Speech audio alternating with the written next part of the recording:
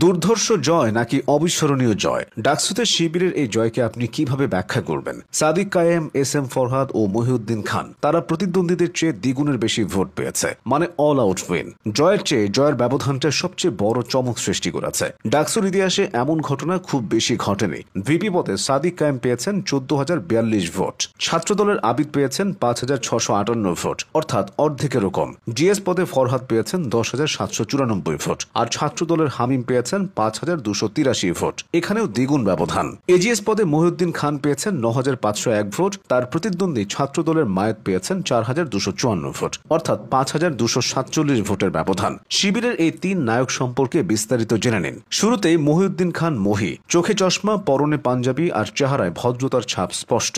শিক্ষার্থীরা তো বটেই, ঢাকা বিশ্ববিদ্যালয়ের শিক্ষকদের মাঝেও মহিউদ্দিনের জনপ্রিয়তা আছে। ভদ্রতার পাশাপাশি মেধাতেও যে কারো চেয়ে এগিয়ে তিনি। মহিউদ্দিন খান ঢাকা বিশ্ববিদ্যালয়ের লোক প্রশাসন বিভাগের 18-19 সেশনের শিক্ষার্থী। তিনি অনার্সে 3.93 সিজিপিএ পেয়ে প্রথম শ্রেণীতে প্রথম এবং মাস্টার্সে 4 আউট অফ 4 অর্জন করেন। এরপর মাস্টার্সের পূর্ণাঙ্গ ফলাফলেও তিনি সিজিপিএ 3.97 পেয়ে প্রথম হন। তিনি বিজয় 71 হলের সাবেক শিক্ষার্থী। ছাত্র রাজনীতিতে দাপট জিয়ে রাখার জন্য হলে বছরের পর বছর সময় কাটানোর নজির আছে। সেখানে মহিউদ্দিন খান বিরল দৃষ্টান্ত স্থাপন করেছেন। স্নাতকোত্তর শেষ হওয়ার 3 দিন পরে তিনি হল ছেড়ে দেন, যা ব্যাপকভাবে প্রশংসিত হয়। তাই এজিএস হিসেবে ডাকসু নির্বাচনে মহিউদ্দিন খানের এই জয়টা মোটেই অবাক করার মতো না। এবার আসবে এস এম ফরহাদের নাম। দেখতে সে ছোটখাটো, তবে তার দায়িত্বটা বিশাল। একজন ডিবেটর হিসেবে তার বেশ খ্যাতি আছে। কখনো তিনি বাম রাজনীতির সমালোচনা করেন, কখনো ছাত্র দলের ভুলগুলো ধরিয়ে দেন। আবার প্রতিপক্ষের দিক থেকেও ফরহাদকে নিয়ে নানা সমালোচনা হয়। তিনি সেসব সমালোচনার জবাব দেন দায়িত্বশীল আচরণের মাধ্যমে। ছাত্রলীগের সঙ্গে তার অতীত সংশ্লিষ্টতা নিয়ে প্রচুর সমালোচনা আছে।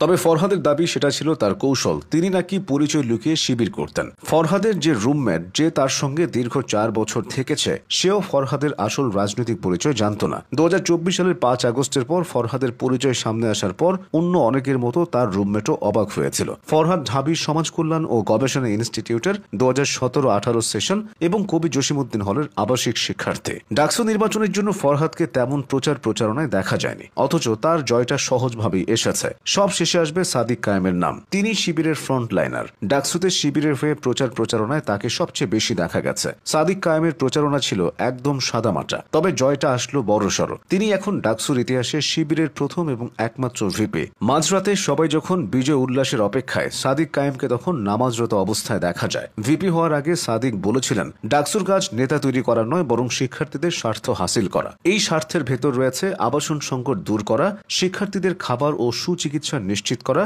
এবং রেজিস্ট্রার ভবনে শিক্ষার্থীদের ভোগান্তি দূর করা। এবার সেসব প্রমাণ করার পালা। তিনি শিক্ষা